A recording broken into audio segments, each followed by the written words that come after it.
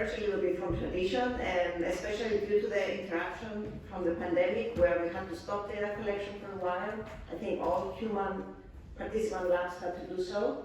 So instead of presenting pre-pandemic data, we're going to diverge a little bit, and my collaborators, my PhD students, are going to present what we're actually doing at the lab right now, our freshest and latest ideas. So my first speaker is Marcos Apostolakis, and I invite him to the podium for his presentation.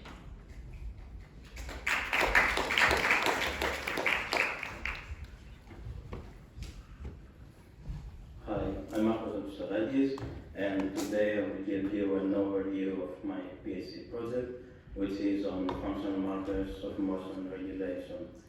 Here I'm interested in emotion regulation abilities in children and the link between physiological reaction to emotion eliciting stimuli and emotion regulation.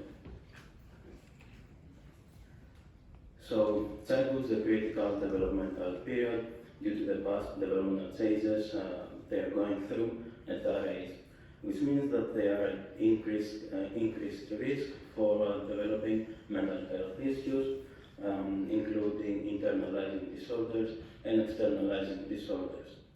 The outcomes of early onset psychopathology can be detrimental. For example, in the case of social anxiety, which typically develops in late childhood, early adolescence, and is a fairly common issue across the population, has really important consequences at that age, including difficulties in the social life and the academic environment. If left untreated, it persists into adulthood, along with the consequences of all the difficulties that were developed earlier. So early detection of risk factors is required. Integrating a transdiagnostic approach in developmental psychopathology framework could be quite useful because we can look for early signs of later difficulties by examining characteristics that are common across nosologies. Such a transdiagnostic factor is emotion regulation. So what is emotion regulation? It has been defined as a set of processes by which individuals influence which emotions they have, when they have them, and how they experience and express these emotions. In fewer words, it's a set of skills and processes that aim to the adjustment of the emotional experience and reaction in a goal-oriented manner that serve the general process of adaptation. The most prominent model of emotion regulation is the process model, and describes the steps in an emotion generation process that can be regulated. These are the situation selection, situation modification, attentional deployment, cognitive change, and response modulation. A contrasting term is emotion dysregulation. It refers to a failure of emotion regulation process resulting in an emotional experience that impedes goal-directed behavior. It's when emotion regulation process no longer influence the experienced emotion in a desirable way, so the emotional experience and expression interfere with appropriate goal-directed behavior. It is generally accepted that most forms of psychopathology are characterized by emotion dysregulation. For example, internalizing disorders are characterized by continued experience of sadness or dysphoria, whereas externalizing disorders are often marked by anger. There has been quite some research in a disorder-specific manner, meaning that researchers have looked for biological correlates and risk factors of specific disorders. But what is still missing is enough evidence on biopsychological factors that explain overall risk for developing psychopathology, the goal being of detecting early indicators for increased risk. These increased risk indicators are biomarkers. They can be described as biological factors that can be utilized for assessing the probability of developing later difficulties. Medicine has implicated them for quite some time in its research, and psychological research has only recently started using them. So, to shortly summarize, emotion regulation is a transdiagnostic factor and predictor of psychopathology, and early biological markers of emotion regulation skills may help us identify children with increased risk for developing psychopathology. So in this project, I'm halfway through data collection, expected to end within 1 or 2 months, and I'm testing children between the ages of 8 and 12 years old, a community sample of children. I'm making use of multiple units of assessments. I'm recording brain activity, heart rate, electrodermal activity. I'm measuring performance in various tasks, and I'm also administering questionnaires, self-reports, and parent reports. When subjects agree to participate, they sign an informal consent. They receive online some self-reports for the child.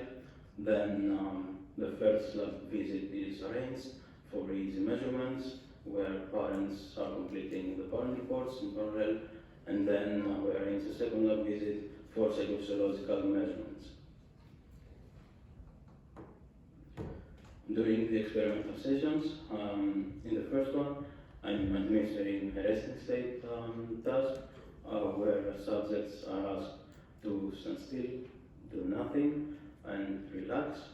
It's separated in 3 short blocks, 2 minutes each.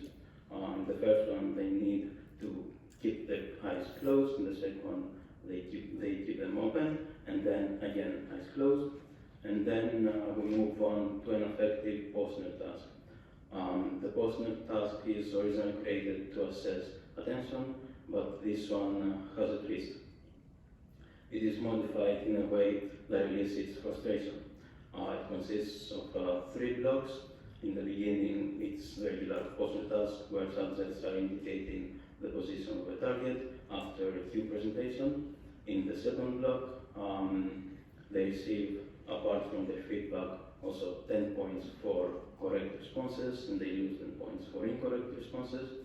And in the last block, they receive negative feedback on 60% of the trial, even if they replied correctly.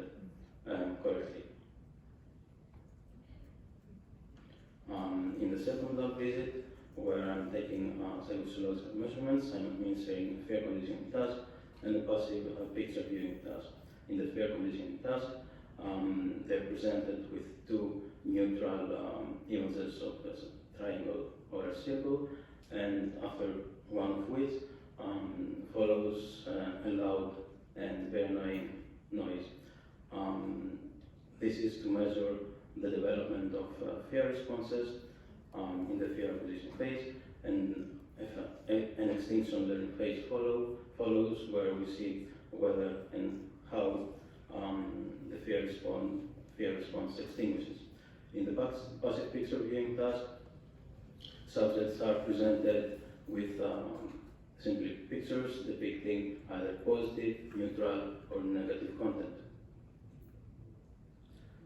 So with this project, I'm expecting to identify patterns of activity across multiple systems that predict the development of emotion regulation abilities and mental health, identify objectively measured risk factors, biomarkers, and feed those findings in the design of an experimental prevention program that aims at the training of emotion regulation skills and ameliorate the effects of identified risk factors. Regarding the project innovation and practical applications, this project is in line with the research domain criteria framework. I'm using multitude of measures from each subject separately, which is not very common, I think, in developmental psychopathology, and I'm implementing objective measures in the examination of transdiagnostic factors. The ultimate goal is to inform current research in intervention, early intervention, with the aim to improve prevention efforts. Thank you very much.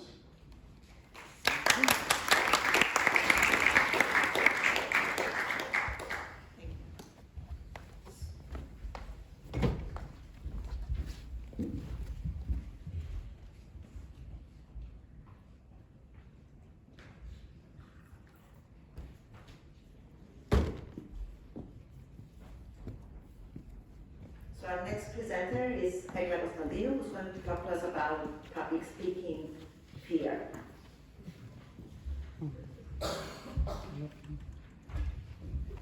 Hello everyone, my name is Egla. I'm a PhD student at the clinical psychology program under the supervision of Dr. Panayiotou, and today I will be presenting part of my thesis.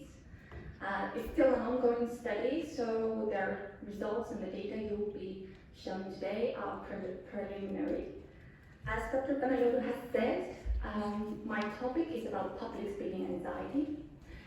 We're trying to assess public speaking anxiety through exposure therapy, of course, via virtual reality.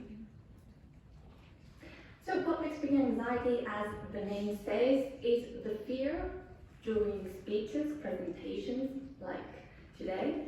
We combine it in the DSM-5 under the umbrella of social anxiety, and is distinguished from the generalized social anxiety with the performance-only specifier. We can find it very common among the population, especially among student populations.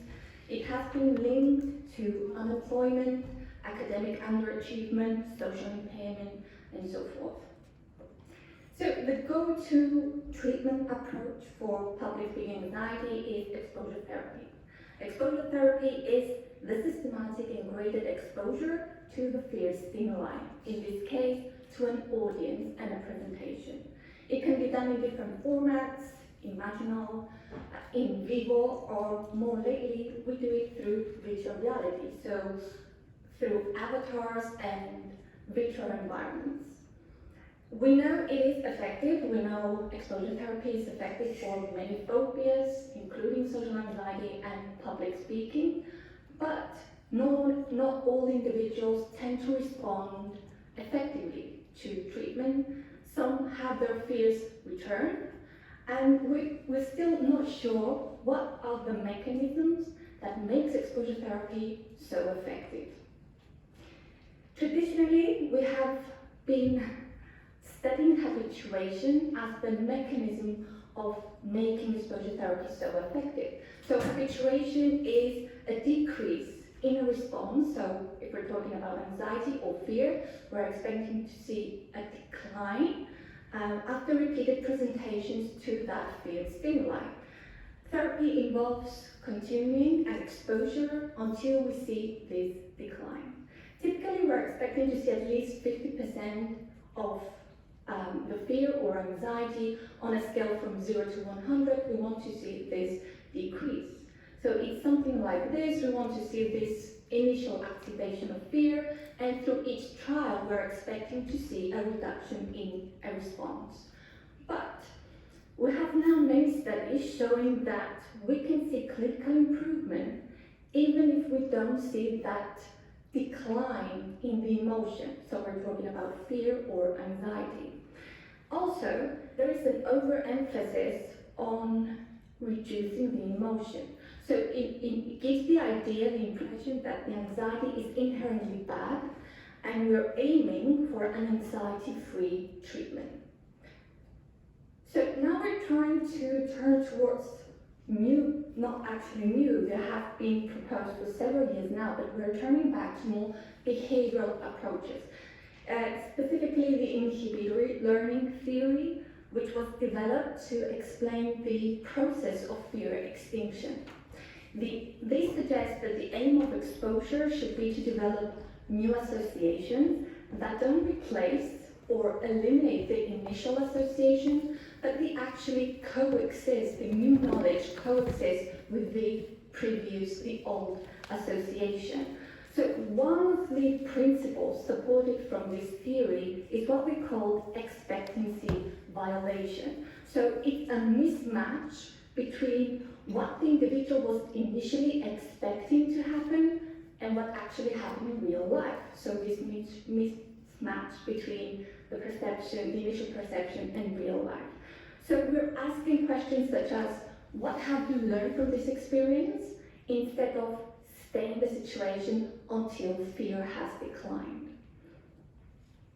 So the present study tries to assess these two different approaches. So the traditional one, the habituation, with this new different approach of expectancy violation as a technique for treatment for public speaking anxiety. So as I said, this is still an ongoing study, so the data are preliminary. So far we have 66 students, most of them females. We are targeting individuals who score high, moderately to high on public speaking anxiety scales. And the task is straightforward. So we ask them to do 2 different speeches, one about themselves and one on a controversial topic they randomly choose. And while we monitor their physiological reactivity, so heart rate, skin conductance, and several other subjective measures. So the participants are randomly assigned to 3 different groups. One is the expectancy violation group, where they initially do their affective forecasting, which is their perceptions. How are they expecting to behave? How much anxiety they will feel? And after each speech, they come and judge this experience, focusing on the learning experience, what they have learned from this mismatch from perception to reality. The habituation group is, the instruction is to stay, to be maintained in this situation until they experience the fear reduction. And the control group, they have no instructions, they just do these 2 speeches, and that's it. We use affordable, easy to use equipment as a virtual environment outlet. We have 4 different environments, conference type environments. We have medium-sized adult classes, and of course we have the auditoriums. So individuals choose the 2 most phobic environments, and we do the presentations in those 2.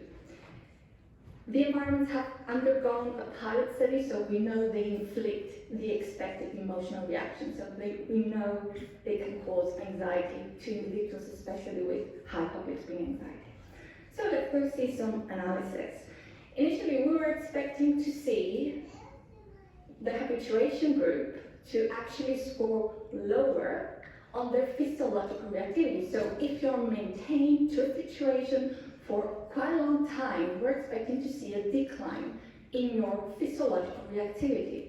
So our analysis so far, they did not show any statistically significant effect, meaning that we did not see any differences among the 3 groups in each time point. But I would like to turn your attention to the last graph, which shows that the expectancy violation group scored lower on the heart rate reactivity compared to the other 2 groups regarding their heart rate. So at the end of the task, they had lower heart rate, and that was quite similar what we obtained from their skin conductance, the sweat we have examined. But on we had a surprising result here. The habituation group scored lower on their skin conductance compared to the other 2 groups. Regarding their subjective responses, first of all, we assessed their anxiety with a single scale. We asked them to rate from a 0 to 100, how much is their anxiety after each speech. So we got something like this. You can see at the lower graph that the expectancy violation group scored lower mean scores regarding their distress, their anxiety, compared to the other 2 groups. Most importantly is our results in their anxiety levels regarding public speaking. We have seen that if you see the highlighted numbers here, you see that the expectancy violation group scored lower on their public speaking anxiety levels at the end of the experiment and at the 2-week follow-up. And that was maintained, the changes we saw right after the task, they were maintained at the 2-week follow-up, something that did not happen for the other 2 groups. So despite not finding statistically significant effects yet, we are optimistic that we might see some changes when we have our full sample size. Based on the mean scores of all our dependent variables, they are in favor towards the expectancy violation group. Most significantly, the public speaking anxiety scores that were obtained at the end of the experiment and at the 2-week follow-up. So studies like this that study the mechanisms that can help us make more effective treatments and therapy protocols are considered important. We add to a growing literature that involves new technology, virtual reality, to make treatment more accessible and easier to do. Thank you very much.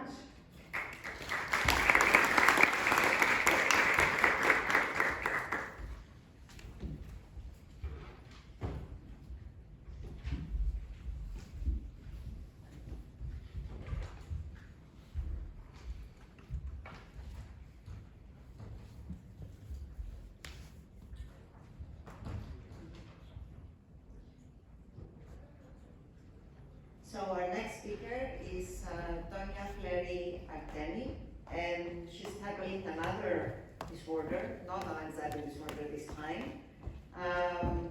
She's trying to study emotion dysregulation and motivation in gamblers, which is a big social problem we're facing nowadays in Cyprus.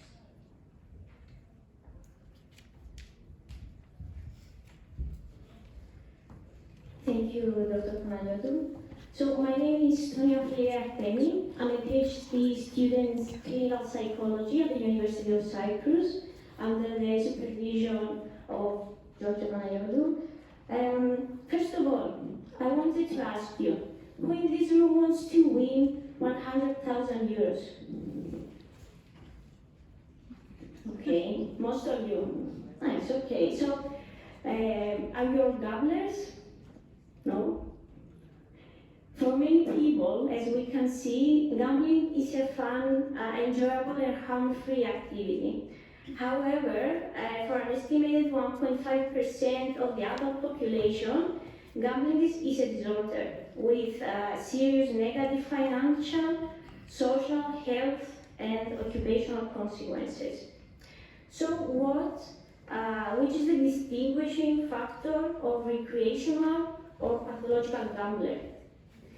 Typical motives for someone to gamble are positive reinforcement strategies in order to receive rewards, like gaining money, feeling the arousal, entertainment and excitement associated with winning, and socialization involved. However, gambling may act as an escape mechanism also, as an attempt to cope with negative emotionality.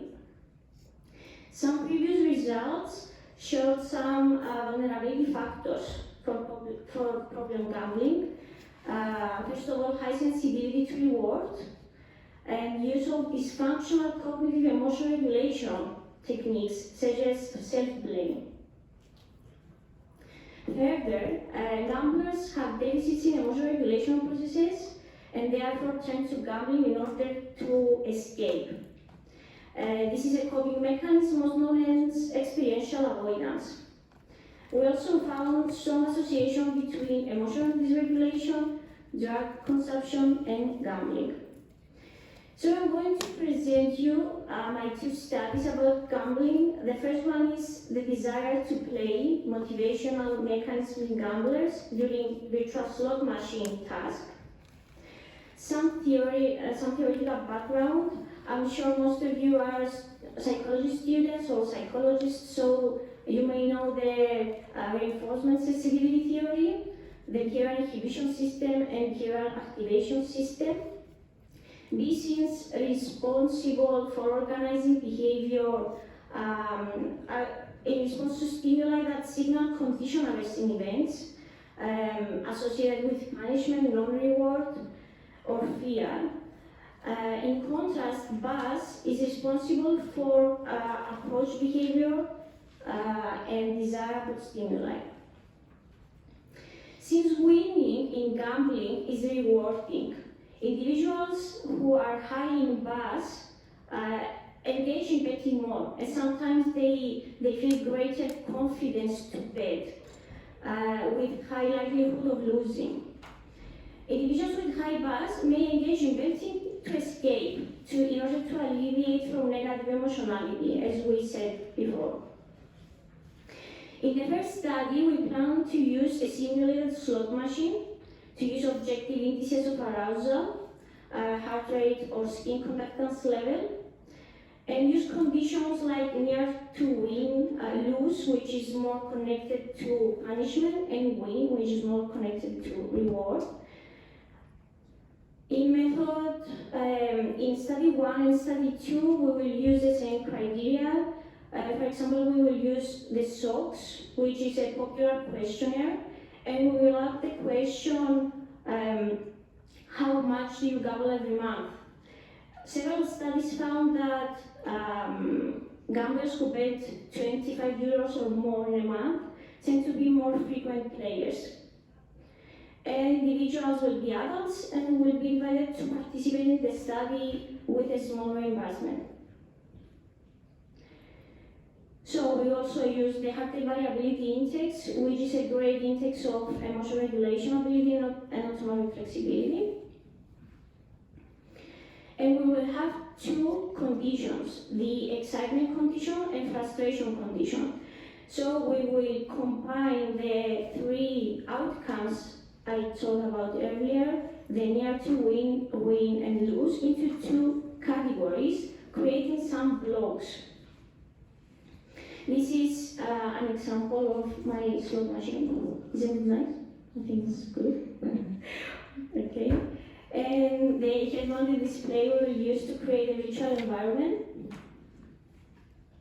Our basic hypotheses are that different levels of excitement and frustration conditions will result in different levels of physiological arousal and reported valence, and players with higher gambling severity will show greater emotional dysregulation, and increased self-reported sensitivity to reward will be associated with psychophysiological arousal, increased psychophysiological arousal, desire to keep playing, and increased pleasantness reports to higher reward stimuli. The second study is about psychophysiological reaction to emotional stimuli in individuals with different levels of gambling behavior, and we will see the connection with psychopath. Comorbid personality disorder in treatment-seeking problem gamblers are usual, and this creates longer gambling histories, increased gambling severity, higher impulsivity, higher psychopathological symptoms, substance use difficulties, and medical problems. Individuals who engage in risk behaviors often show low sensitivity to punishment or high sensitivity to rewards. And these individuals often exhibit antisocial characteristics or even psychopathic tendencies in order to satisfy their sense of personal reward without actually focusing on the consequences of their actions. And of course, they have lower psychophysiological arousal in negative stimuli, which we will use. We will use fear and disgust stimuli. According to some researchers, we have two profiles: the escape seekers, who are usually older persons, often women, who gamble to be relieved from negative emotions or depression or anxiety symptoms, loneliness. And we have sensation seekers, who are generally men, who seek stimulation and arousal. So we will use emotional stimuli, we will use pictures. As I told you before, we will use fear and disgust images, happy images, and neutral. And we will also have electromyography, skin conductance, and heart rate psychophysiological measures. This is a paradigm of my imagery procedure. As you can see in a row different kind of emotions according to the category I want to present. And our main hypotheses are players who show increased psychophysiological reactions and negative self-reported valence to negative affective pictures like disgust or fear will be characterized by low psychopathic traits and will tend to report that they play to avoid stressful situations. In the contrast, pairs who show decreased psychophysiological reactions and show positive self-reported valence to negative affective pictures will be characterized by high psychopathic traits and will tend to report that they are sensitive to rewards, according to self-reports. That's it. Thank you so much for your attention.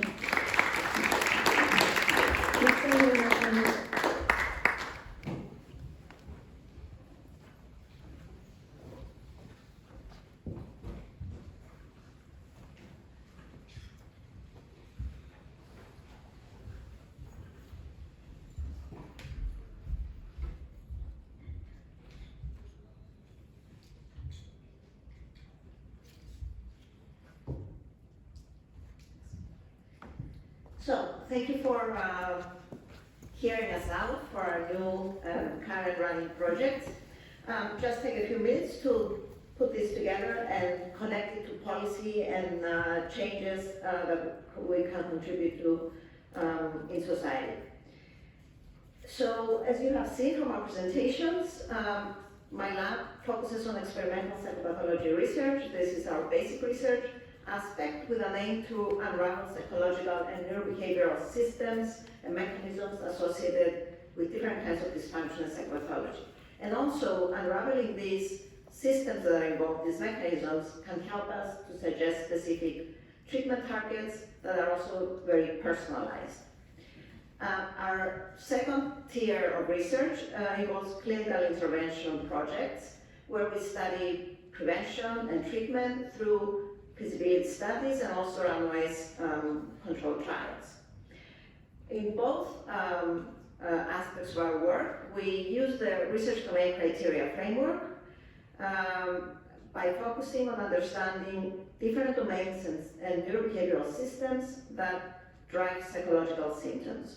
We focus mostly, as you have seen from the presentations, on the negative valence system, especially studying fear and anxiety, but also in some of our research, paying attention to the cognitive system and specifically attention processes. One of the things that we found over the years, but also other colleagues of course find, is that the degree of dysfunction caused by the various systems like fear and anxiety that are not working properly is moderated to some degree by another system if it works well, and that's the self-regulation system, especially emotion regulation. So, as you have heard in all the presentations, emotion regulation or emotional dysregulation is a transdiagnostic risk factor, and so we need to take it into consideration when designing treatment and prevention programs. Marcos already gave us a definition of emotional regulation. I'll take it one little step further and discuss how we describe it in some of our recent research. We consider good adaptive emotional regulation to be flexible emotional regulation that allows emotions to unfold fluidly in ways that are consistent with one's goals, needs, and values, but also with the demands of the current situation. It has to be fit for the specific environment. Also, we know that it's adaptive if it promotes physical and psychological health, and if it gives us the capacity to persist with and change behavior consistent again with our values and goals, and when we are conscious and in open contact with our thoughts and feelings. So, how do we translate this research into interventions that are useful to society? Like I said, we've run clinical trials for populations who already have difficulties. We've designed interventions for gamblers, we've designed interventions for public speaking anxiety, for social anxiety, and so forth, in both feasibility studies and RCTs. However, given that emotion dysregulation is a transdiagnostic risk factor that is related to many forms of psychopathology, but also good emotional regulation is related to adaptability, to work performance, to the ability to participate in groups, work with teams, and so forth. We also believe that we should focus on early prevention at the population level. So design programs that most people can have access to before they develop psychopathology. And the best way to do something like this is to target schools and universities to reach to a large amount of the population, but also target them groups that don't have easy access to these interventions. So in our recent work, we're also running 2 Erasmus Plus projects that target the development of emotional regulation as part of a broader category of soft skills in higher education. The first project is a Level Up project. These are our partners in this consortium. And like I said, here we're targeting self-regulation, emotional regulation, stress management, understanding one's goals and values, and developing interpersonal skills like assertiveness and communication, which are of course part of a larger domain that we don't fully target, emotional intelligence, people skills, and so forth, and all of which fall under what we call transversal skills that include a lot of abilities like computer skills, computer literacy, writing skills, public speaking, financial literacy, and so forth. We only target what we are best at, which is emotional aspects and socio-emotional skills. What we're trying to do here is change the approach in which these skills are typically taught in universities. Usually, universities take a fragmentary approach. These skills are taught mostly in extracurricular activities, so not everybody has access to it. Whoever has time or motivation to engage gets this learning. And oftentimes they are taught in lectures that emphasize mostly passive learning. We take a multi-level training approach that specifically focuses on integration of transversal skills into learning objectives. Ideally, we would hope that universities offer mandatory programs for everybody in this skill development to enhance the skills needed then to transition to the workforce. We use insights from behavioral science and technology to teach these skills and try to involve active learning. In the Level Up project, we have designed an approach that involves 3 steps. First, we introduce life skills, soft skills in an introductory regular university course that also enhances and promotes self-reflection and teaches goal setting. Then we offer a series of specialized workshops that target specific skill development, very interactive workshops. And then for students who identify that they have difficulties in specific domains, in specific skills, we move them up to individualized support, either through coaching or counseling or psychotherapy. And here we're going to use the mental health center. Other universities use the counseling center or coaching approaches and so forth. We've already run this program at the pilot level. We've collected a lot of data, a lot of background data, forward data, and now we're running the whole program a second time to assess efficacy. So we've done a lot of evidence synthesis from focus groups, questionnaires and so forth, and meta-analysis. But our final outcome we expect to be a roadmap to offer to universities that they can follow, a flexible roadmap with different pathways to help train their students in these transversal skills. On top of this, we think that we have accomplished some transversal accomplishments in the sense of raising awareness about these skills, establishing collaboration among stakeholders interested in students and future employees with good soft skills. We've identified scattered personnel that is involved in these activities, identified obstacles to training soft skills, activated our organizations and resources, and hope to give a jump start to this process of establishing such programs.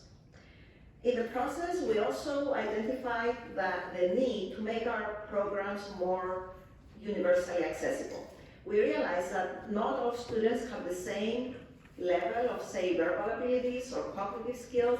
There's a lot of diversity in the student body and among all of us, of course.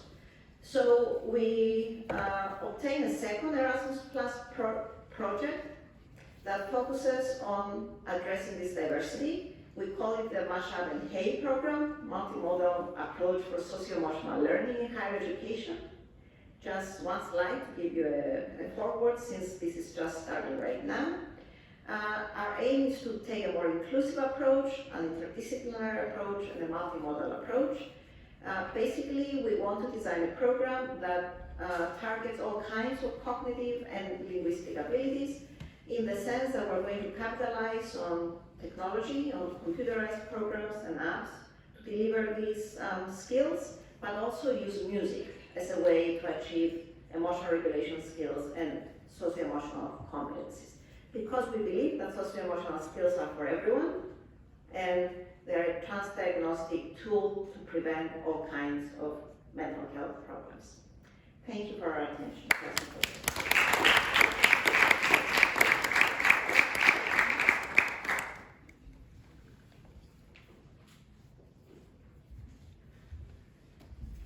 Okay, thank you all, the clinical psychopathology and psychophysiology lab and team.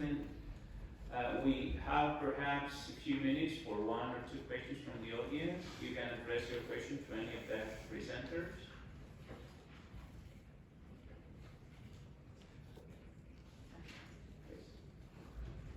Just some technical questions. You started using EEG, that's really exciting. Can you say something about how many channels and whether you have MRI for the subjects?